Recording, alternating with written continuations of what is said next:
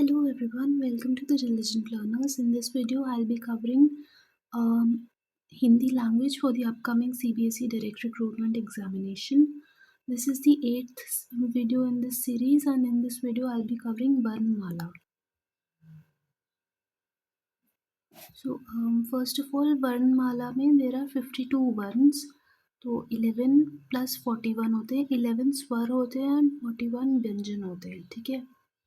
जिन ध्वनियों के उच्चारण में हवा बिना किसी रुकावट के निकलती है उन्हें हम स्वर कहते हैं. तो उसके एग्जाम्पल्स क्या हैं? अ, आ, ई, उ, री, ए, ओ, और अह. ठीक है. तो इनमें हवा बिना किसी रुकावट के निकलती है. फिर है पश्व स्वर. एक सेकेंड. हाँ, पश्च स्वर क्या होते हैं? जिनको पश्च भाग से उच्चारित किया जाता है, जैसे अ, आ, मतलब पीछे के पोर्शन से जिनको बोलते हैं. तो अ, आ, उ, ओ, आओ. ठीक है. तो ये रहेंगे रियर स्वर, पश्च स्वर रहेंगे ये. इसको ऐसे लिख सकते हैं. ठीक है. नेक्स्ट है अग्रस्वर. अग्रस्वर हैं जिनको हम आगे के भाग से उच्चारित करते हैं. ठीक है. जिनको अग्र भाग से उच्चारित किया जाता है तो उनको अग्रस्वर बोलते हैं और इनको फ्रंट वोवल बोल सकते हैं. एग्जाम्पल्स क्या है? ई, ए. आप खुद ही बोल के देखेंगे तो आपको पता चलेगा. अ को पीछे से बोलते हैं और ई को हम आगे से कह रहे हैं. ठीक है. देन नेक्स्ट है संवृत स्वर. संवृत स्वर में क्या है? सर्कल वोवल भी बोल सकते हैं. जिन स्वरों के उच्चारण में होठों को गोलाकार किया जाता है. ठीक है. तो जैसे कि अ, उ, ओ, नहीं, उ, ओ, आ. ठीक है. आ तो नहीं रहेगा. ये उ, ओ. ठीक है. तो इनको संवृत स्वर बोलते हैं. नेक्स्ट है अवृत स्वर. अवृत स्वर में नॉन सर्कल रहता है इसके केस में. जिन स्वरों के उच्चारण में ओष्ठ गोलाकार न होकर फैले होते हैं. ठीक है. तो इनके एग्जाम्पल्स क्या हैं? अ, आ, ई, ए. ठीक है. नेक्स्ट है ह्रस्व. ह्रस्व वो होता है जिन स्वरों के उच्चारण में सबसे कम समय लगता है, उनको ह्रस्व बोलते हैं. तो इनके एग्जाम्पल्स हैं अ, ई, उ और री. ठीक है. नेक्स्ट है दीर्घ स्वर. जिन स्वरों के उच्चारण में ह्रस्व से अधिक समय लगता है उनको हम दीर्घ स्वर बोलते हैं. तो आ, ई, उ, ए, ओ और औ. ठीक है. नेक्स्ट है हिंदी वर्णमाला के विशेष स्वर. विशेष वर्ण बोला है ना. तो री जो होता है ना, इसमें लेखन की दृष्टि से इसको स्वर कंसिडर करते हैं क्योंकि ये ऐसे छोटा, क्योंकि अन्य स्वरों की भांति इसकी भी मात्रा चिन्ह होती है. जैसे बाकी स्वरों में भी मात्रा होती है, सिमिलरली इसमें भी मात्रा का एक चिन्ह, ये छोटा री की मात्रा लग जाती है ना. हाउएवर उच्चारण की दृष्टि से इसको व्यंजन कंसिडर करते हैं क्योंकि उसका उच्चारण रे के समान किया जाता है. ठीक है. नेक्स्ट है अनुस्वर. अनुस्वार मतलब अ के ऊपर बिंदी है ना, ये जो मात्रा होती है, ये अनुनासिक व्यंजन का रूप कंसिडर करते हैं इसको, जिसका उच्चारण मुख व नाक दोनों से किया जाता है. ठीक है. इसका प्रयोग क्या लिखा है? वर्तनी में पंचमा अक्षर मतलब इन सब अक्षर के स्थान पर किया जाता है. जैसे कंगन, टंकन, दंत, पंप, भयंकर आदि. ठीक है. इसको अनुस्वार बोलते हैं. यदि शब्द में भिन्न नासिक व्यंजन हो तो मूल पंचमाक्षर ही लिखा जाएगा, जैसे जन्म, निम्न, उन्नति, सम्मति, पुण्य आदि। ठीक है, अगर उस शब्द में भिन्न नासिक व्यंजन हो, 2-3 व्यंजन ऐसे रहेंगे ना, यहाँ भिन्न आएगा, भिन्न नासिक व्यंजन हो तो उसमें जो ओरिजिनल अक्षर है, मूल अक्षर है, उसको ही हम लोग लिख देंगे।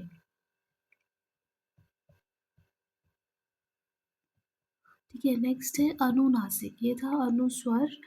नेक्स्ट है अनुनासिक। ये चंद्र बिंदु जो हम लगाते हैं उसकी बात हो रही है। यह अनुनासिक स्वर का रूप है जिसका उच्चारण मुख व नाक दोनों से किया जाता है, जैसे हंसना, चांद। ठीक है, जब स्वर की मात्रा शिरोरेखा के ऊपर लगी हो तो चंद्र बिंदु के स्थान पर हम बिंदु का प्रयोग करते हैं, जैसे है, मैं या कहीं। इसमें वैसे तो हमें चंद्र बिंदु लगाना था, बट सिंस वहाँ पे एक ऑलरेडी मात्रा एक लगी हुई है, जैसे बड़ी की मात्रा लगी है या ए की मात्रा लगी हुई है, देयरफॉर वी विल रिप्लेस ये चंद्र बिंदु विद नॉर्मल बिंदी। ठीक है, फिर क्या है विसर्ग।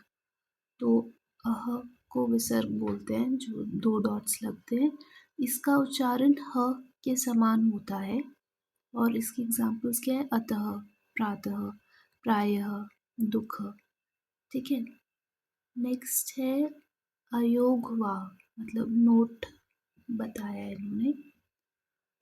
अनुस्वार मतलब बिंदु तथा विसर्ग के क्रमशः अ अ तथा अह के रूप में स्वरों के साथ लिखा जाता है, परंतु इनकी स्थिति स्वर या व्यंजन के बीच की होती है। ठीक है, दे आर नाइदर स्वर नॉर व्यंजन, बीच का कुछ भी स्थिति रहता है इनका।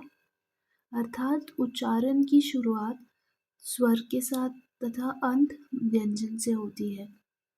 इन्हें हिंदी वर्णमाला में अयोगवाह कहा जाता है। ठीक है, तो दिस इज इम्पोर्टेंट। अयोगवाह क्या होते हैं, अनुस्वार और विसर्ग को अयोगवाह कहते हैं। नेक्स्ट है व्यंजन। तो 41 टाइप्स के व्यंजन होते हैं हिंदी में। ठीक है, तो इनको हम देख लेते हैं। सबसे पहले उच्चारण का स्थान क्या है इन व्यंजनों का। एक रहता है कंठ्य, मतलब गले में। देन है तालन्य, फिर उसके बाद तालन्य मतलब टंग के आसपास कहीं भी। फिर है मूर्धन्य, और उसके बाद में ये शायद हमारा मुंह का जो अपर पैलेट होता है ना, उसकी बात हो रही है। नेक्स्ट है दंत्य, मतलब टीथ। और लास्ट है ओष्ठ्य, मतलब लिप्स। ठीक है, तो अभी हम देखते हैं अघोष वाले व्यंजन को देखते हैं पहले। अघोष में जो अल्प प्राण होते हैं ना, उनको देखते हैं। तो इसमें क्या हो रहा है, कंठ्य से इनको बोला जाएगा, है ना। तो क को हम गले से बोलते हैं। फिर ख, महाप्राण, वो भी गले से बोला जा रहा है। और फिर सघोष में क्या है, ग। एक बार मैं पहले अघोष और सघोष का मीनिंग बता देती हूँ। अघोष है स्वर यंत्रों में कंपन नहीं है जिनमें, उनको अघोष बोलते हैं। ठीक है, और सघोष है स्वर यंत्रियों में कंपन है जिसमें। ठीक है, उनको सघोष बोलते हैं। नेक्स्ट क्या, अल्प प्राण क्या होता है, श्वास वायु की मात्रा कम होती है जिनमें, उसमें उन्हें हम अल्प प्राण बोलते हैं। सांस जो होती है ना, श्वास वायु की मात्रा कम होती है, उन्हें हम अल्प प्राण बोलते हैं। महाप्राण है जिसमें श्वास वायु की मात्रा ज़्यादा होती है। ठीक है, और फिर अंतःस्थ क्या है, श्वास का अवरोध बहुत कम होता है जिसमें। ठीक है, अंतःस्थ वो है जिसमें बहुत कम सांस का यूज हो रहा है। और लास्ट क्या है, उत्क्षिप्त, जहाँ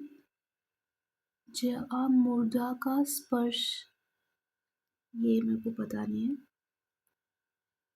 जहाँ मूर्धा को स्पर्श करके तुरंत नीचे चले जाते हैं उसको उत्कृष्ट बोलते हैं, ठीक है।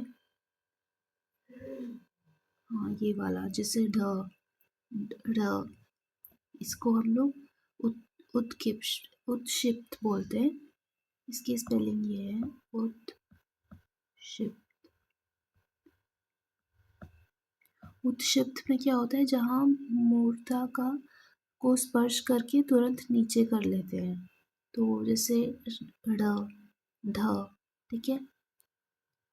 अब इसमें देखते हैं, कंठ में क है, ख है, ग, घ और ढ, ठीक है। तो यहाँ अघोष में क्या है, कंपन नहीं है और सघोष में कंपन है, ठीक है। और अल्प प्राण में कम वायु का यूज हो रहा है, महाप्राण में ज़्यादा का यूज हो रहा है, और बस इतना ही है, ठीक है। नेक्स्ट है तालव्य। तालव्य मतलब पता नहीं, तो टंग से रिलेटेड ऐसा है, च, छ, ज, झ, और इसको भी मेरे को पता नहीं इसका प्रोनाउंसिएशन अच्छे से। नेक्स्ट है मूर्धन्य। इसमें ट, ठ, ड, ढ, ण। नेक्स्ट दंत्य वाला जो है त, थ, द, ध, न। और फिर लास्ट है ओष्ठ्य। तो ये लिप्स से करते हैं, प, फ, ब, भ, म, ठीक है। उसके अलावा क्या है, विशिष्ट व्यंजन कौन से हैं, अंतस्थ वाले। अंतस्थ कौन सा है, जिसमें सांस का अवरोध बहुत कम है, जैसे य, र, ल, व, ठीक है। और फिर है ऊष्म। ऊष्म क्या है, जैसे श, श, दो श, फिर स, ह, ठीक है। देन संयुक्त वाले कौन से, जिसमें दो को मिला के बनाया जाता है, जैसे श, क्ष है, क और श को मिला के क्ष बनाते हैं। फिर त्र है, त्र को त और र को मिला के बनाया जाता है। फिर य है, तो ज और इस वाले लेटर को मिला के बनाते हैं। फिर श्र है, तो वो श और र को मिला के बना है। फिर अर्धस्वर। अर्धस्वर कौन से होते हैं, य और व, ठीक है। फिर है अन्य व्यंजन व परिभाषाएं। तो वही उत्क्षिप्त में क्या ढ और ढ आएगा, ग्रहित में ज और फ आएगा, ठीक है। लुंठित में र आता है और पार्श्विक में ल आता है, ठीक है। तो ये हो गया। अभी प्रीवियस ईयर क्वेश्चंस करते हैं एक बार। मैं quickly I will revise all of this. सबसे पहले क्या है, वर्णमाला में 52 रहते हैं वर्ण, 11 + 41। 11 है हमारे स्वर और 41 व्यंजन है, ठीक है। स्वर क्या है, जिन ध्वनियों के उच्चारण में हवा बिना किसी रुकावट के जाती है, उसे हम स्वर कहते हैं। एग्जाम्पल्स क्या है, आ, ई, उ, ए, ओ, और अह, ठीक है। तो फिर पश्च स्वर क्या है, जो rear portion of the mouth से बोल रहे हैं हम लोग, जैसे आ, ई नहीं, ई आगे से बोल रहे हैं, ठीक है। आ, उ और ओ, आओ, ठीक है। और अग्र स्वर है जो हम आगे वाले पोर्शन से बोल रहे हैं, जैसे ई और ए। नेक्स्ट है सर्कल वाल संवृत स्वर। जिन स्वरों के उच्चारण में ओष्ठ गोल आकार के हो जाते हैं, उनको संवृत स्वर बोलते हैं, जैसे ओ, उ, ऊ, ओ, ठीक है। और अवृत स्वर है जिसमें नॉन सर्कल बनता है, जिन स्वरों के उच्चारण में ओष्ठ गोलाकार न होकर फैल जाते हैं, जैसे अ, आ, ई, ऊ नहीं आएगा इसमें, ए आएगा। फिर ह्रस्व होता है शॉर्ट वाल। जिन स्वरों के उच्चारण में सबसे कम टाइम लगता है उसको हम बोलते हैं ये अ, ई, ऊ और री, ठीक है। लास्ट है दीर्घ स्वर। जिन स्वरों के उच्चारण में हमें सबसे अधिक समय लगता है, जैसे आ, ई, उ, ए, ओ, आओ, ठीक है। फिर री को क्या बोलते हैं, री है लेखन में उसको स्वर कंसिडर करते हैं, बट उच्चारण में वो व्यंजन है, ठीक है।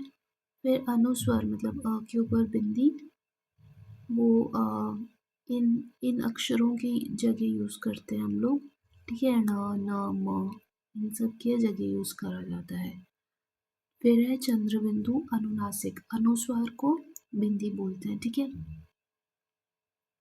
अनुनासिक चंद्रबिंदु को बोलते हैं हंसना, चांद, ये एग्जाम्पल्स हैं। और विसर्ग किसको, ये डबल डॉट्स को विसर्ग बोलते हैं, और इसको ह जैसे उच्चारण किया जाता है। और इनको हम लोग अयोगवाह भी बोलते हैं, क्योंकि ये स्वर और व्यंजन के बीच में रहता है, ठीक है, इसलिए इनको अयोगवाह बोलते हैं, जो बिंदी और विसर्ग है ना, इनको। नेक्स्ट ये व्यंजन, तो व्यंजन में वो एक तो अघोष होता है जो किसी बिना स्वर यंत्रों के कंपन नहीं होता जिसमें, उनको अघोष बोलते हैं। और सघोष में स्वर यंत्रों में कंपन हो जाता है, ठीक है। नेक्स्ट क्या है, कंठ्य, तालव्य, मूर्धन्य, दंत्य और ओष्ठ्य, ठीक है। तो उसी के हिसाब से इनको डिवाइड किया गया है। और उसके अलावा अंतःस्थ भी होते हैं, यर लव, ऊष्म होते हैं, संयुक्त होते हैं कि दो को कंबाइन करके बनाया, जैसे क्ष, त्र, ज्ञ और श्र, ठीक है। नेक्स्ट है अर्धस्वर होता है य व, उत्क्षिप्त होते हैं ड और ढ, ग्रहित होते हैं ज और फ, लुंठित होता है र, और पार्श्विक होते हैं ल। So we'll do the previous year questions now.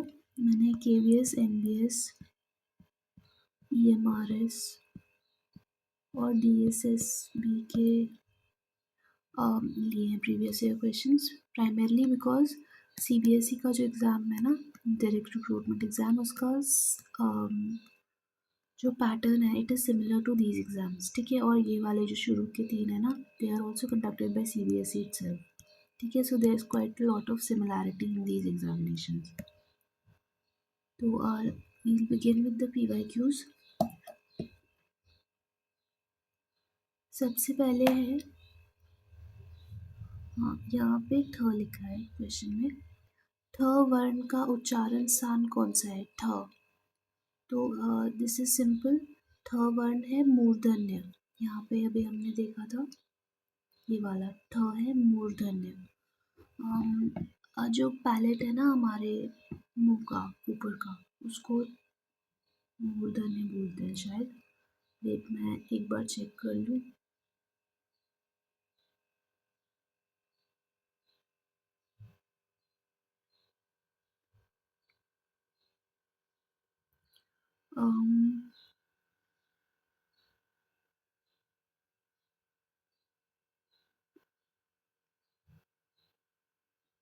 वही, इसको बोलेंगे the sound made by the tongue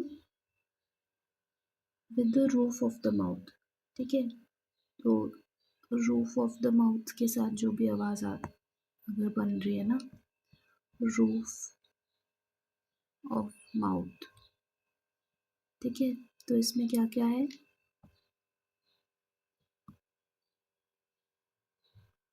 roof of mouth, इसमें ट, ठ, ड, ढ, ण, ठीक है।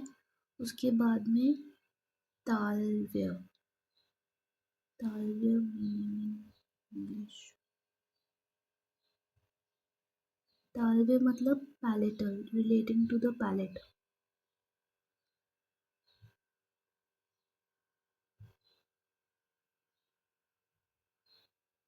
तो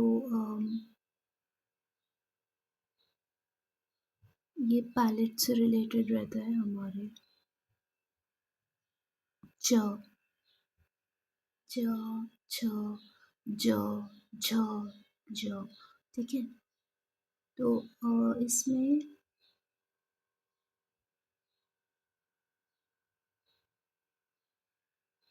ये ना हमारे टंग की थोड़े से नीचे से इसको प्रोड्यूस करता है ये साउंड। तो आप बस ऐसे याद रख लीजिए, इसके जो वर्ड्स है उससे ही आपको पता चल जाएगा। च आपको वंस यू प्रोनाउंस तभी आइडिया आ जाएगा, है ना। फिर दंत्य तो वही टीथ से होते हैं, तो त थ द ध न। और लास्ट क्या है, ओष्ठ, ये भी सिंपल है, लिप्स है ना, तो लिप्स से प फ ब भ म। और कंठे मतलब वही थ्रोट से, तो क ख ग घ न र। ठीक है, दीज आर सिंपल, बस ये दोनों में कंफ्यूजन है। तो जो तालव्य है वो आपको ऐसे पता चल जाएगा, च छ ज, ये सिमिलर है ना सारे, च छ ज झ ञ। और फिर मूर्धन्य क्या है, ट ठ ड ढ न। ठीक है, तो यहाँ वही दिया हुआ है, ठ वर्ण मूर्धन्य में आता है। ठीक है, नेक्स्ट है, निम्नलिखित में स्वर की मात्राओं की दृष्टि से अशुद्ध कौन सा है। शब्द क्या दिया है, एक तो पत्नी दिया है, फिर है मृग, फिर आहार दिया है, और सिंदूर में दिया है, सिंदूर में, ये नहीं लिखा है, सिंदूर में लिखा है असली में। तो इसका आंसर रहेगा डी, बिकॉज स्वर की मात्राओं की दृष्टि से सिंदूर में अशुद्ध है, सिंदूर प्लस उर्मी से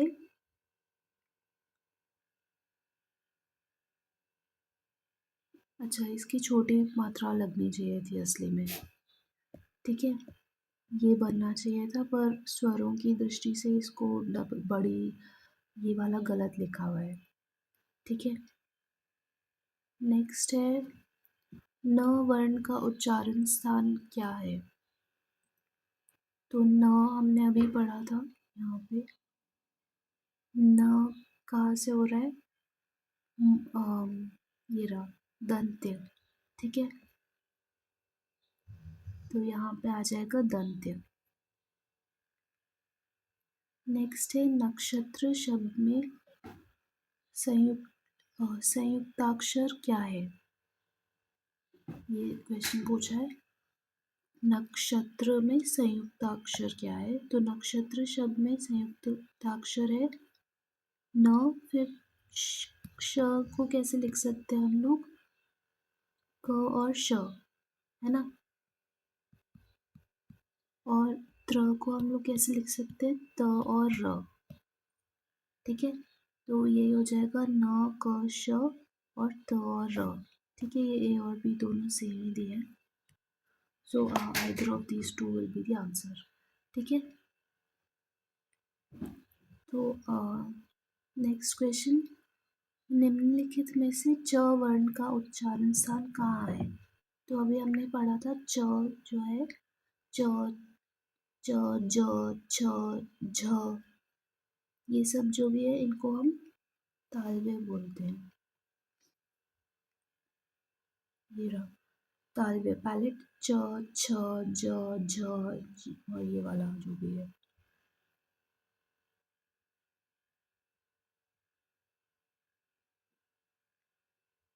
ठीक है, तो बी हो गया इसका आंसर।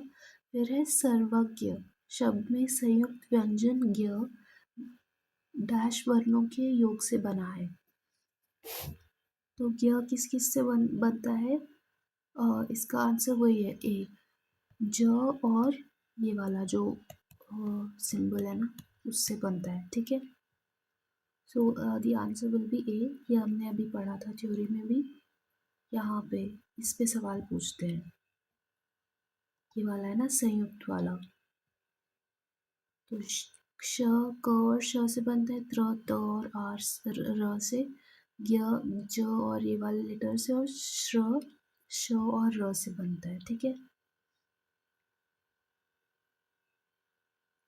नेक्स्ट है सेवेंथ क्वेश्चन, वर्ण और उच्चारण स्थान की दृष्टि से निम्नलिखित में से असंगत युग्म कौन सा है। ऑड वन आउट कौन सा है, या मतलब गलत कौन सा है। ह लिखा है कंठे के सामने। ठीक है, फिर है श तालव्य, अच्छा वही बताया है कि कौन सा, ह कंठ होता है, ये करेक्ट है। फिर श क्या होता है, तालव्य, श, हाँ श, ज, ज, हाँ ये सारे तालव्य हैं। फिर थ, थ भी मूर्धन्य है, ये भी करेक्ट है। देन नेक्स्ट क्या है स, स ओष्ठ्य नहीं, ओष्ठ्य मतलब जिसमें लिप्स का यूज कर रहे हैं, तो दिस विल बी रॉन्ग। ठीक है, तो स किसका होता है, दंत्य का एग्जाम्पल है। ठीक है, इसको हम फिर से एक बार रिवाइज कर लेते हैं बिकॉज दिस इज इम्पोर्टेंट, इस पे सवाल पूछा जा रहा है। कंठ्य में कौन सा आ रहा है, क, ख, ग, घ और ये वाला य, ञ। ठीक है, तालव्य में क्या आ रहा है, छ, छ, ज, झ और ये ञ। फिर मूर्धन्य, मूर्धन्य मतलब अपर रूफ ऑफ द माउथ में ट, ठ, ड, ढ, न, ण। ठीक है, और दंत्य में क्या है, दांत वाला त, थ, द, ध, न। और फिर लास्ट है ओष्ठ्य, दैट इज लिप्स वाला, इसमें प, फ, ब, भ, म। ठीक है, प, फ, ब, भ। ठीक है, और फिर स कहाँ है, यहाँ स क्यों नहीं लिखा है,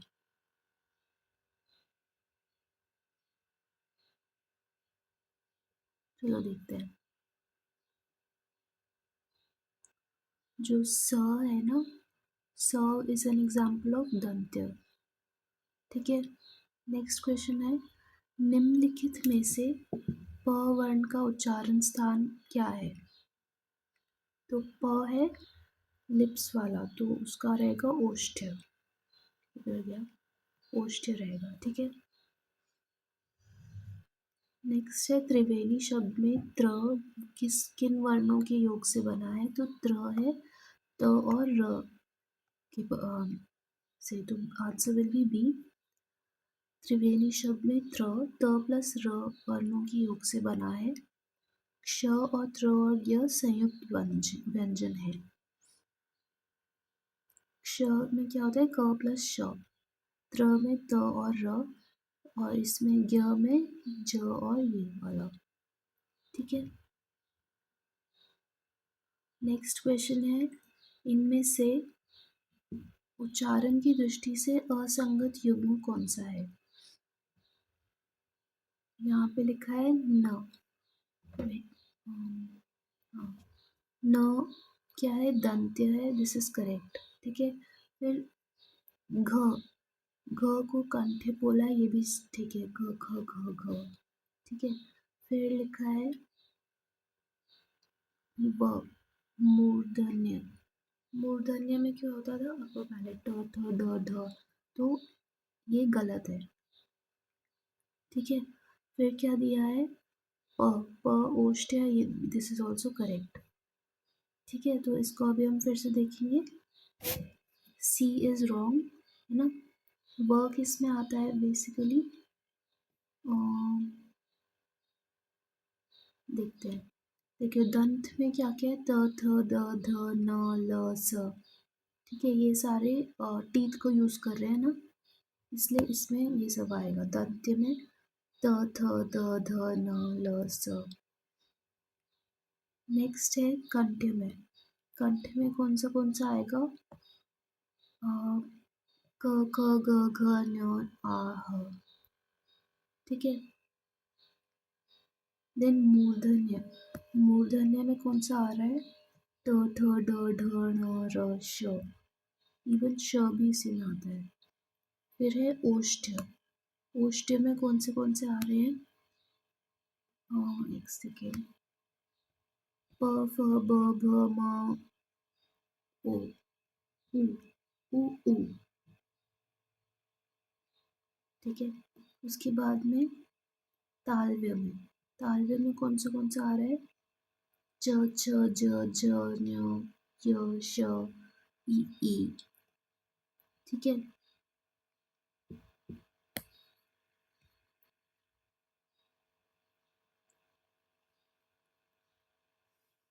नेक्स्ट है 11th क्वेश्चन,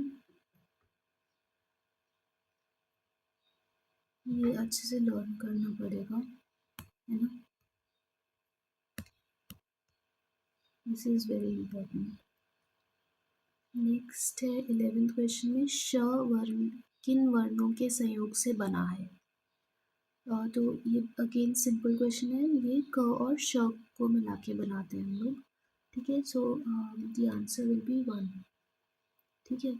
हाउएवर क और श से बनता है, पर अगर ऑप्शंस में ये वाला आए ना, so this will be more correct, ठीक है। ये वाला ऐसे इतना सही नहीं है, क और ये वाले श को मिला के श बनता है, ठीक है।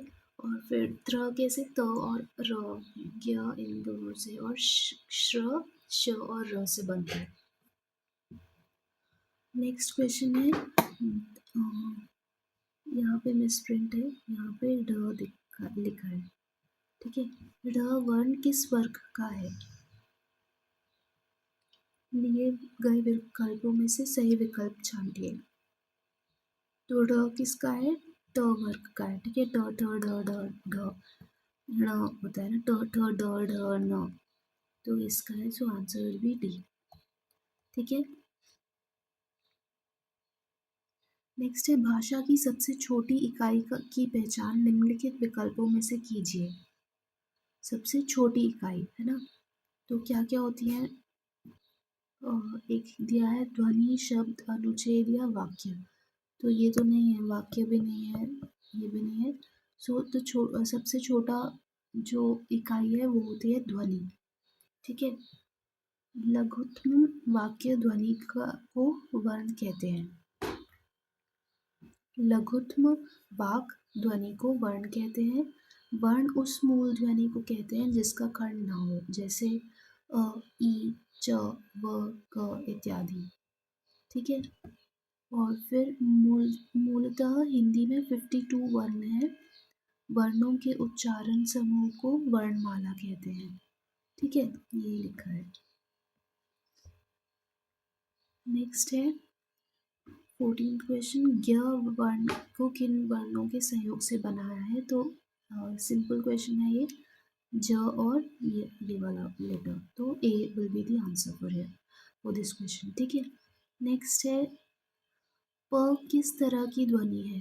नीचे दिए गए विकल्पों में से सही विकल्प को चुनिए। तो प हम लिप्स को यूज करके बना रहे हैं, तो ओष्ठ, ठीक है। नेक्स्ट है, ये फिर से वही दिया है, कंठ में क ख ग घ ञ, फिर तालव्य में च छ ज झ और ञ, और मूर्धन्य में ट ठ ड ढ ण, दंत्य त थ द ध न, और ओष्ठ में प फ ब भ म। नेक्स्ट है 16th क्वेश्चन, किसी स्वर की सहायता से उच्चारित होने वाले वर्ण को क्या कहते हैं? निम्नलिखित विकल्पों में से उपयुक्त की पहचान कीजिए। क्या लिखा है? किसी स्वर की सहायता से उच्चारण करने वाले वर्ण को क्या कहते हैं? तो उन्हें हम लोग क्या कहते हैं? व्यंजन, ठीक है। ये दिया है, किसी स्वर की सहायता से उच्चारित होने वाले वर्ण व्यंजन कहलाते हैं।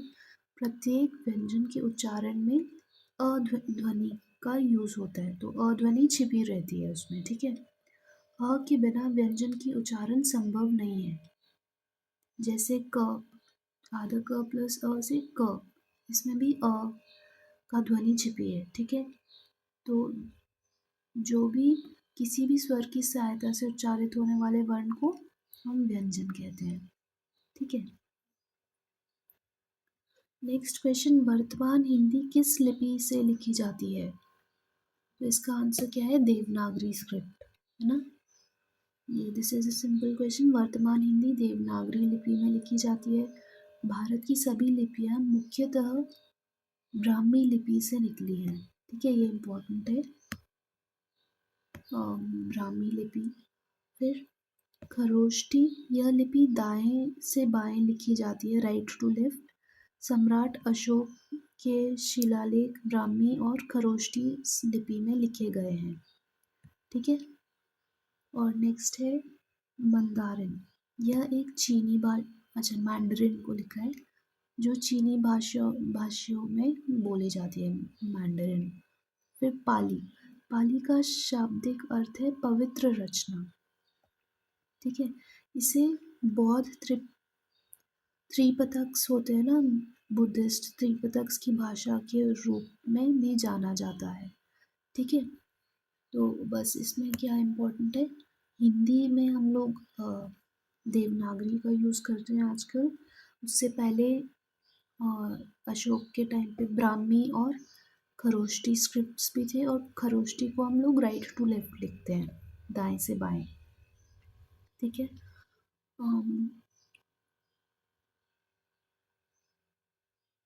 ठीक है। और फिर मैंडरिन, यह एक चीनी भाषा है, और पाली बुद्धिस्ट्स यूज़ करते हैं। नेक्स्ट है, म किस प्रकार का वर्ण है? तो म का एग्जाम क्या रहेगा? म है ओष्ठ्य। ठीक है, यहाँ पे भी हमने देखा था,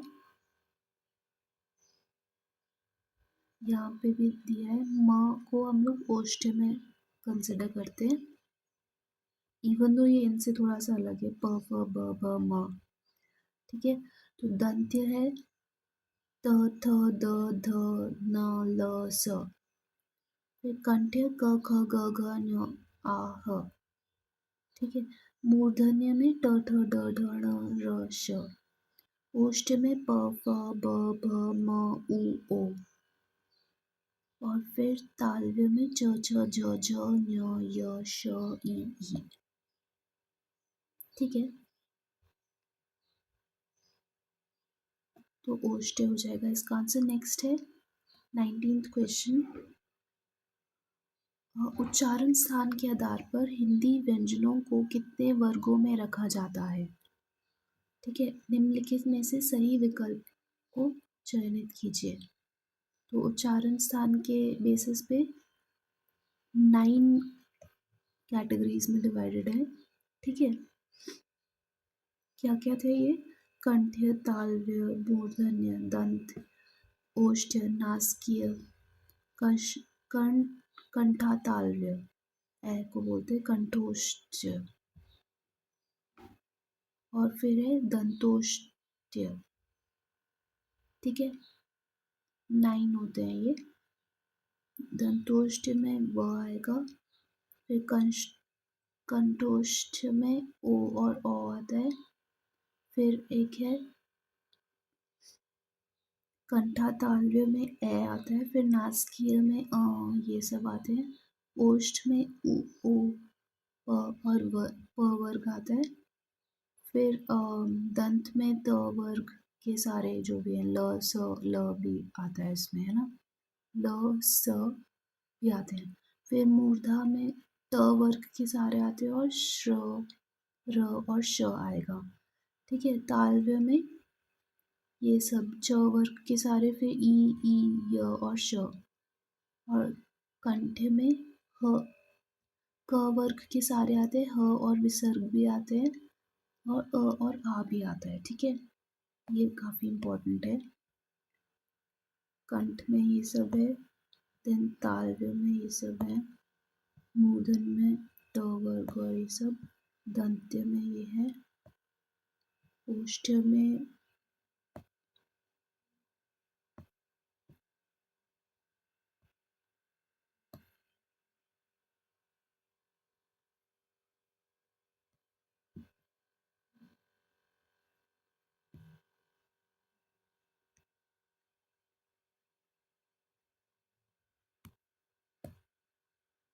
ठीक है, this is quite important. Next है,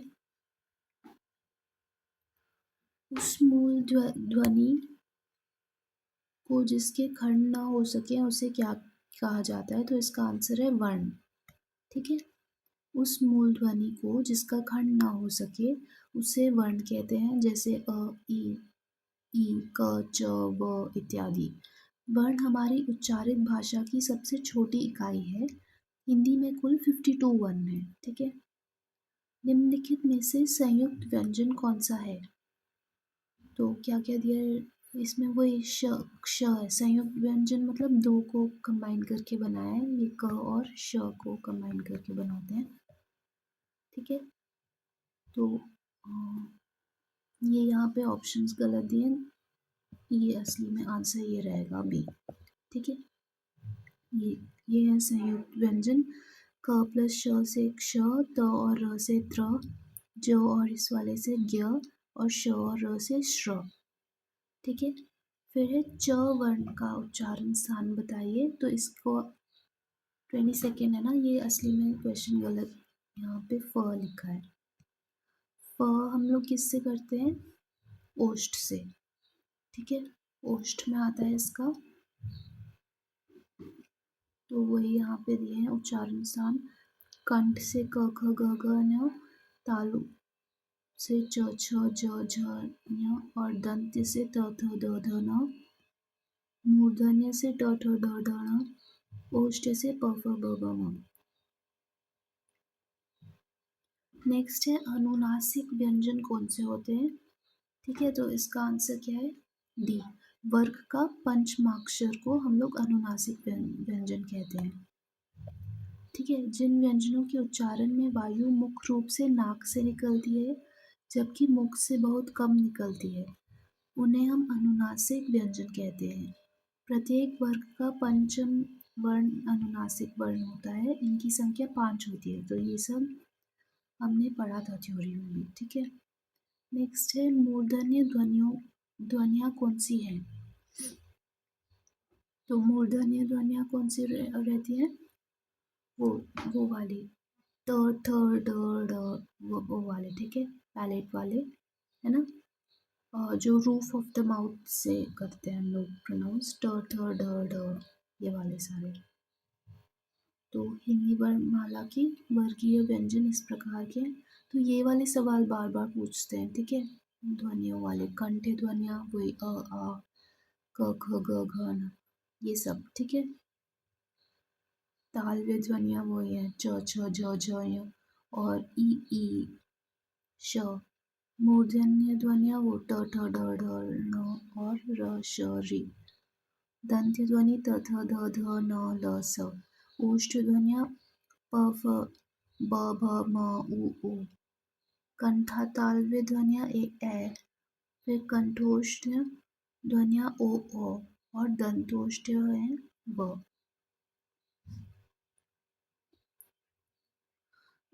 हिंदी वर्णमाला में घ वर्ण कौन से विभाग में आता है? तो इसका आंसर क्या है? व्यंजन होता है वो घ, है ना, वही व्यंजन है इसका आंसर। ठीक है, नेक्स्ट क्वेश्चन, महाप्राण किसे कहते हैं? ठीक है, तो इसका आंसर है जिन वर्णों के उच्चारण में मुख से अधिक श्वास निकले उन्हें हम महाप्राण कहते हैं। ठीक है, ये हमने पढ़ा था थ्योरी में। ठीक है, वही है ये, जिन वर्णों के उच्चारण में अधिक सांस निकले या जिन वर्णों के उच्चारण में हकार की ध्वनि विशेष रूप से सुनाई देती है उन्हें हम महाप्राण कहते हैं। हर वर्ग का दूसरा और चौथा वर्ण तथा श श स ह वो सब महाप्राण है। नेक्स्ट है निम्न में से कौन सा वर्ण अल्प प्राण, क्वेश्चन 27, हाँ, अल्प प्राण को दर्शाता है? तो अल्प प्राण कौन सा रहता है? इस केस में सी रहेगा, ण। ठीक है, देखो, ण वर्ण अल्प प्राण वर्ण है जिन वर्णों के उच्चारण में मुख से कम श्वास अथवा अल्प श्वास निकले उन्हें हम अल्प प्राण कहते हैं। ठीक है, महाप्राण में ज्यादा श्वास निकलती है। तो इसको मैं थ्योरी में दिखाती हूँ, हमने पढ़ा था ये रहा। अल्प प्राण में कम सांस, महाप्राण में ज्यादा सांस निकलती है। ठीक है, ऐसे करके है। और अघोष और सघोष में क्या होता है? अघोष में स्वर यंत्रियों में कंपन नहीं होता, वेराज संघोष में होता है। ठीक है, तो वही दिया है यहाँ पे। नेक्स्ट क्वेश्चन, निम्न में से कौन सा वर्ण महाप्राण को दर्शाता है? तो अगेन वही पूछ रहे हैं, तो इसका आंसर रहेगा ठ। ठीक है, यहाँ पे फिर से हम देखेंगे, ठ जो है ना, ये रहा, महाप्राण में आता है। ठीक है, ट ठ ड ढ न, तो उसमें ठ है वो महाप्राण में आएगा। और अनुनासिक में दो तीन चीज को कंबाइन करके वो थ, इसको ऐसे लर्न कर लो कि जो क ख ग घ न में फर्स्ट वाला अल्प प्राण रहेगा, फिर सेकेंड रहेगा महाप्राण, फिर सिमिलरली फिर से नेक्स्ट वाला अल्प प्राण, फिर से महाप्राण और लास्ट वाला अनुनासिक रहता है। ठीक है, नेक्स्ट है अल्प प्राण किसे कहते हैं। ये जिन वर्णों के उच्चारण में मुख से कम श्वास निकले उन्हें हम अल्प प्राण कहते हैं। ठीक है, नेक्स्ट, निम्न में से कौन सा वर्ण अघोष व्यंजन है। ठीक है, तो दो टाइप के थे, अघोष और सघोष। अघोष में कंपन कम होती है, मतलब नहीं होती है, और सघोष में ज़्यादा कंपन होती है। तो इसमें च विल बी अघोष। ठीक है, ये पहला वाला जो ग्रुप था ना, ये अघोष होता है पहले दो वाले, और सघोष होते हैं बाकी के तीन। अघोष में स्वर यंत्रों में कंपन नहीं होती है, और सघोष में स्वर यंत्रों में कंपन होती है। ठीक है, ये है। नेक्स्ट, निम्नलिखित में से कौन सा वर्ण अघोष व्यंजन है। तो फिर से वही आएगा, अघोष में कंपन कम होती है, तो ट विल बी दी ऑप्शन, शुरू वाले जो होते हैं ना दो, वो। निम्नलिखित में से कौन सा वर्ण घोष व्यंजन, घोष नहीं, कुछ पूरा नहीं लिखा है इसमें, शायद देखते हैं। घोष व्यंजन इसमें ड है। ड घोष व्यंजन ध्वनियों के उच्चारण में स्वर यंत्रों में कंपन होती है, इसको या तो सघोष बोलते हैं या घोष बोलते हैं। ठीक है,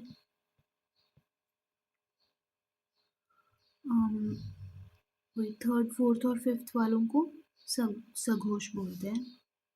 त थ प सारे अघोष व्यंजन है। अघोष में जिनमें स्वर्ण यंत्रिकों में कंपन नहीं होती है। ठीक है, नेक्स्ट है 33rd क्वेश्चन, निम्न में से कौन सा वर्ण अघोष व्यंजन है। तो इसका भी अघोष पूछा है, तो ए छ नहीं, हाँ, छ वर्ण इज अघोष यहाँ पे, जबकि द ण ल सारे सघोष व्यंजन है। ठीक है, यहाँ पे देख लो आप, ये छ में अघोष है और बाकी सघोष है। ठीक है, नेक्स्ट क्वेश्चन, हिंदी के देवनागरी लिपि में कुल कितने वर्ण हैं। तो सिंपल क्वेश्चन है, 52 है इसका आंसर।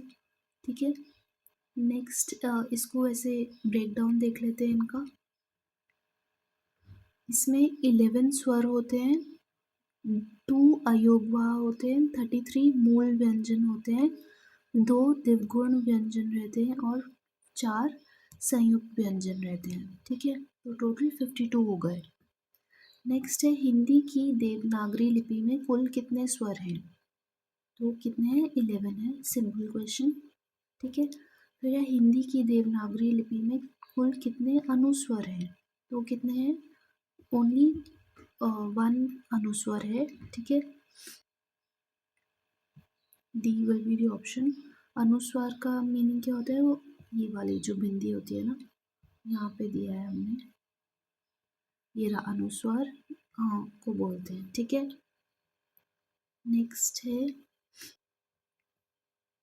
हिंदी की देवनागरी लिपि में कुल कितने विसर्ग है। तो कितना है विसर्ग, अगेन 1। ठीक है, वो ह को विसर्ग बोलते हैं। So that is all for this video. Thank you. Kindly like, share and subscribe to my channel if you found this video helpful. You can also follow my Telegram channel for any updates. Thank you.